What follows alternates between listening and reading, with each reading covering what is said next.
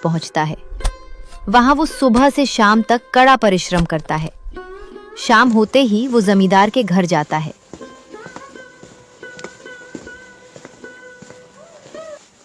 जमींदार साहब, मैंने आपके खेत का काम पूरा कर दिया है। कुछ पैसे अगर आज मिल जाते तो कल मैं अपनी माँ के लिए दवा ले आता। क्यों भाई, रोज रोज पैसे मिलेंगे क्या? अरे काम किया है तो जब फसल उगेगी और कटेगी तब उसके पैसे मिलेंगे। जमींदार साहब, जब फसल कटेगी और पैसे मिलेंगे तब तक तो मेरी माँ की तबीयत और खराब हो जाएगी। देखो भाई, मैं सबके साथ ऐसा ही करता हूँ। मेरे पास अभी नगद पैसे नहीं है तो मैं नहीं दे सकता। संतोष उदास मन से बिना जमींदार से बहस किए घर वापस लौटने लगता है। तभी रास्ते में उसे एक पेड़ के नीचे बैठे गांव के रामनाथ यादव जी मिल जाते हैं। अरे यादव जी, आप यहाँ पेड़ के नीचे? सब ठीक तो है ना? अरे संतोष बेटा, सब ठीक ही है। काका, आप इतना उदास क्यों लग रहे हैं? कुछ परेशानी है तो खुलकर बताइए ना। बेटा, मेरे पास लगभग 100 मवेशी हैं, जिनमें से कई भैंसें दूध देती हैं। लेकिन जब से शहर से पैकेट वाला दूध आने लगा है, कोई गांव में दूध ही नहीं लेता। काका, बात तो सच में बड़ी है। मेरे पास भी पैसे होते तो मैं अपना एक काम शुरू करता, पनीर पराठे का ठेला। मतलब? मैं कुछ समझा नहीं संतोष। तू क्या कहना चाहता है? तू इस गांव में अपना ठेला लगाना चाहता है? तुझे पता नहीं है कि चौधरी का ढाबा गांव में किसी को नई दुकान खोलने नहीं देता। तू उससे दुश्मनी लेगा? काका, वो अपने खाने पीने की चीजों के स्वाद के लिए मशहूर है, मानता हूं। पर मैं भी एक छोटी सी रेहड़ी लगा सकता हूं। बस पैसे नहीं हैं। रेहड़ी तो घर पर पिताजी की पुरानी रखी हुई है। पैसों की बात मत कर, पहले इतना बता, क्या तू बढ़िया पनीर पराठा बना सकता है? हाँ काका, बिल्कुल। मेरे पिता बनाते थे और उन्हीं के हाथों से मैंने भी सीखा है। तो सुन, कल सुबह तू आ जाना, मैं पनीर फाड़ कर रखूंगा। तू पनीर ले जाना और अपना ठेला लगा देना। और ये पकड़ 500 रुपए, जो भी ठेले की मरम्मत में लगे कर लेना। ठीक है काका, कल सुबह मैं जरूर आपके घर आऊंगा। संतोष सीधा अपने घर जाता है और सो जाता है। अगली सुबह तड़के ही वो यादव जी के घर जाता है, पनीर लेता है और गांव के किनारे अपनी रेहड़ी सजाकर पनीर पराठा बेचना शुरू कर देता है। आ जाओ गांव वालों, ले लो गर्मा गर्म पनीर पराठा। ले लो भाई पनीर पराठा। संतोष की आवाज सुनकर सबसे पहले गांव के मुरारी और लखपता काका वहां आते हैं। अरे देखो रे देखो, संतोष, तू पागल हो गया है क्या बचवा? तुम्हारी बुद्धि फिर गई है क्या? चौधरी के रहते तू ठेला कैसे खोल सकता है? देखो संतोष, हम बचपन के दोस्त हैं। तुम भी गरीब, हम भी गरीब। मानता हूं कि पैसों की जरूरत है, पर चौधरी से दुश्मनी लेना सही बात नहीं है। मुरारी, हम कब तक डर डर कर जिंदगी जिएंगे? चौधरी अपने स्वाद का घमंड करता है ना, मैं उसका घमंड तोड़ूंगा। बस वो मेरे ठेले का पराठा एक दिन खा ले। अगर उसे स्वाद अच्छा ना लगे तो मैं अपना ठेला बंद कर दूंगा। अगर बेटा तुम्हारी बातों में इतना दम है तो हम दोनों के लिए एक एक प्लेट लगाओ। खाकर ही हम बता देंगे कि चौधरी तुम्हारे साथ कैसा बर्ताव करेगा। ठीक है काका, आप दोनों खाकर बताइए। संतोष तुरंत दोनों के लिए प्लेट लगाता है। दोनों पराठा खाते हैं और पूरी प्लेट साफ करने के बाद तारीफ करते हैं। भाई, स्वाद हो तो तुम्हारे जैसा, गजब का स्वाद है। पनीर एकदम शुद्ध है और पराठे की तो बात ही अलग है। जो तुम देसी घी लगा रहे हो उसकी महक ही अलग है। चौधरी जिस दिन तुम्हारे ठेले का पराठा खाएगा, उंगलियां चाटता रह जाएगा। धीरे धीरे ये बात पूरे गांव में फैल जाती है और संतोष के ठेले पर लोगों की भीड़ जमने लगती है। दूसरी तरफ चौधरी अपने ढाबे पर अपने रसोइये जग्गा के साथ खड़ा था। अरे सुन जग्गा, गांव वालों को क्या हो गया है आज? सुबह से शाम होने को आई, कोई दिख ही नहीं रहा। सिर्फ मक्खी मच्छर दिख रहे हैं। और एक तू? अरे चौधरी साहब, हमें तो लग रहा है कि गांव में कोई अनहोनी हो गई है। आप थोड़ा इंतजार कीजिए, हम गांव में घूम कर आते हैं। जग्गा तुरंत गांव की तरफ निकल पड़ता है। चलते चलते अचानक उसके कदम रुक जाते हैं। वो देखता है कि संतोष पनीर पराठे का ठेला लगाए बैठा है और वहां भारी भीड़ लगी है। अरे, संतोष तो पागल हो गया है, चौधरी से दुश्मनी ले रहा है। ग्राहक चले जाएं, फिर इसे समझाता हूं। है तो गरीब परिवार का ही, आखिर मैं भी गरीब हूं। जैसे ही ग्राहक जाते हैं, जग्गा तुरंत संतोष के पास पहुंचता है। संतोष, तू पागल हो गया है, चौधरी से दुश्मनी ले रहा है। देख भाई, मैं तेरे साथ बचपन में खेला कूदा हूं। मैं चौधरी के ढाबे पर रसोइया हूं, पर मुझे पता है कि तेरे पिता ने भी चौधरी से दुश्मनी ली थी। क्या तुझे एक सच पता है? जग्गा, क्या सच है? अब तो मुझे बता। कसम खा कि किसी से बोलेगा नहीं। मैं कसम खाता हूं, किसी से नहीं बोलूंगा। तू सच बता। बात ऐसी है संतोष भाई, तेरे पिता ने पैसे उधार लेकर अपना धंधा शुरू किया था। फिर चौधरी से उनका विवाद हो गया। चौधरी ने चालाकी से पुलिस का सहारा लेकर तेरे पिता पर झूठा इल्जाम लगा दिया कि वे खाने में मिलावट करते हैं। इस बदनामी का सदमा तेरे पिता झेल नहीं पाए और दुनिया छोड़ गए। इसलिए मैं डरता हूं, तू भी ऐसा मत कर। क्या ऐसी बात है? जग्गा, तुमने कसम खिलाई थी, इसलिए मैं शांत हूं। लेकिन अब ये मेरी जिद नहीं, मेरा जुनून है। उस चौधरी को मैं नीचा दिखाकर रहूंगा, वरना मेरा नाम संतोष नहीं। जग्गा, तू अपनी जगह सही है, पर बता देना उस चौधरी से कि हरिया का बेटा वापस आ गया है। हिम्मत है तो ठेला बंद करवा कर दिखाए। संतोष, तू पछताएगा, याद रखना। जग्गा वहां से सीधा चौधरी के ढाबे पर जाता है। मालिक, हरिया का बेटा संतोष फिर से पनीर पराठे का ठेला लगा चुका है। क्या क्या बोला तूने? फिर से बोल जरा, मुझे सही से सुनाई नहीं दिया। मालिक, हरिया का लड़का पनीर पराठे की दुकान चला रहा है। अरे जग्गा, जब बाप बराबरी नहीं कर पाया तो बेटा क्या करेगा? खोलने दे, कल ही उसकी औकात का पता चलेगा कि चौधरी से दुश्मनी लेना कितना भारी पड़ता है। अगली सुबह होती है। संतोष जैसे ही यादव जी के घर दूध पनीर लेने जाता है, यादव जी हाथ जोड़ लेते हैं। भाई मुझे माफ करना, मैं पनीर नहीं दे सकता। क्यों काका? मैं पैसे दे तो रहा हूं। नहीं दे सकता संतोष, समझा करो। मैंने बोला था ना कि चौधरी से दुश्मनी मत लो। कल चौधरी मेरे घर आया था, सबको डरा धमका कर गया है। मैं पनीर नहीं दे सकता।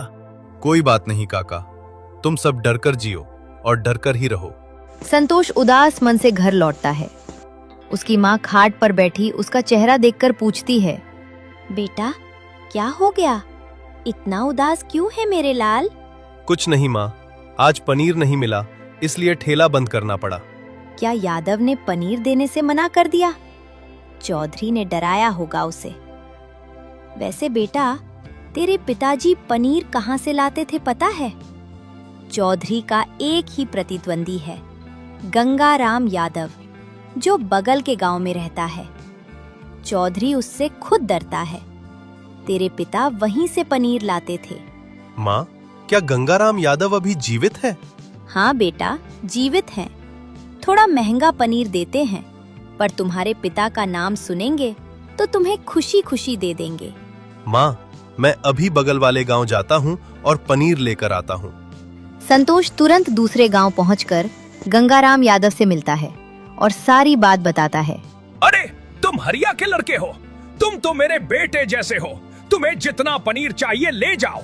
अगर चौधरी कोई परेशानी खड़ा करे तो मुझे बताना। बहुत बहुत धन्यवाद काका, ये लीजिए पैसे। पैसे तुम मुझे महीने के अंत में देना, जब तुम्हारा धंधा अच्छा चलने लगे। संतोष खुशी खुशी पनीर लेकर लौटता है और गांव के किनारे ठेला लगा देता है। देखते ही देखते फिर से भारी भीड़ जम जाती है। उधर चौधरी के ढाबे पर गांव का विजय आता है।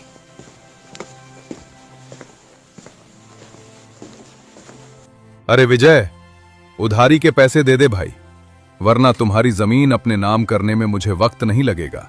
चौधरी, मैं तुम्हारे पैसे ही देने आया हूं। ये लो पूरे पैसे। अरे वाह, बुरा मत मानना विजय, व्यापार में ऐसा बोलना पड़ता है। बुरा मानने की बात ही नहीं है। अब मैं जा रहा हूं संतोष के ठेले पर पनीर पराठा खाने। क्या संतोष ने ठेला लगाया है? हाँ, वहीं जा रहा हूं। एक बार तुम भी उसके हाथ का पनीर पराठा खाकर देखो, फिर बताना। क्या मतलब? तुम्हें मेरे यहाँ का खाना पसंद नहीं आ रहा? बिल्कुल नहीं। विजय वहां से चला जाता है। चौधरी गुस्से में लाल हो जाता है। जग्गा, तू ढाबा संभाल, मैं खुद देखने जाता हूं। मालिक, आप इतने बड़े इंसान होकर एक छोटे से ठेले वाले के पीछे क्यों पड़े हैं? मुझे ऐसे लोगों से नफरत है। बात अमीरी गरीबी की नहीं मालिक, स्वाद की है। मानता हूं आपके मसालों में दम है, पर उसका स्वाद भी किसी से कम नहीं है। अगर उसके मसाले में इतना ही दम है तो मैं सिर्फ एक प्लेट खाऊंगा। अगर उसका स्वाद मेरे ढाबे से बेहतर निकला तो मैं अपना ढाबा बंद कर दूंगा। चौधरी वहां पहुंचता है, लेकिन तब तक संतोष अपना सारा सामान बेचकर घर जा चुका था। खाली जगह देखकर चौधरी गुस्से में चिल्लाता है, देखूंगा संतोष, कल तेरा स्वाद देखूंगा। रात को जग्गा दौड़ते हांफते संतोष के घर पहुंचता है। संतोष भाई, बाहर आओ, मैं जग्गा। जग्गा, इतनी रात को क्या हुआ? सब ठीक तो है? सुन मेरी बात, कल तेरे ठेले पर चौधरी आ रहा है। अगर तेरे पराठे का स्वाद उसके ढाबे से अच्छा निकला तो वो अपना ढाबा बंद कर देगा। तुझे क्या लगता है जग्गा, क्या मेरा पराठा कमजोर पड़ेगा? बात वो नहीं है संतोष। चौधरी जो खास मसाले इस्तेमाल करता है वो खुद नहीं बनाता, वो बगल वाले गांव के मुरई पंडित से लेता है। उनके हाथों में जादू है। तेरे पिता को भी उनके बारे में पता चल गया था, पर मिलने से पहले ही वे चले गए। अगर तुझे चलना है तो अभी रात में ही उनके पास चलते हैं। ठीक है जग्गा, मैं तुझ पर भरोसा करके चलता हूँ। दोनों रात में ही जंगल के रास्ते मुरई काका की कुटिया पहुंचते हैं। मुरई काका अंधी आंखों से भी रात में मसाले पीस रहे थे। आहट सुनते ही वे बोल पड़ते हैं, ठहरो, कौन हो तुम दोनों? काका, हम बगल वाले गांव से आए हैं, हमें मसाला चाहिए। जग्गा, इन्हें दिखाई नहीं देता फिर भी ये मसाले कैसे बना लेते हैं? इन पर ईश्वर की कृपा है संतोष, इनके बनाए मसाले का कोई जवाब नहीं। बेटा, तुम्हें किस चीज का मसाला चाहिए? पंडित जी, मुझे पनीर पराठे का ऐसा मसाला चाहिए कि जो एक बार खाए स्वाद भूल ना पाए। अच्छा, पर उसके लिए तुम्हें 1000 रुपए देने होंगे और मैं सिर्फ एक बार का मसाला दूंगा। इतना महंगा मसाला पंडित जी? सुनो बेटा, इस मसाले को सही अंदाज से डालना। ज्यादा डालोगे तो स्वाद बिगड़ जाएगा, कम डालोगे तब भी बात नहीं बनेगी। अपने अंदाज पर भरोसा रखना। संतोष तुरंत 1000 रुपए देता है और मसाला लेकर घर लौट आता है।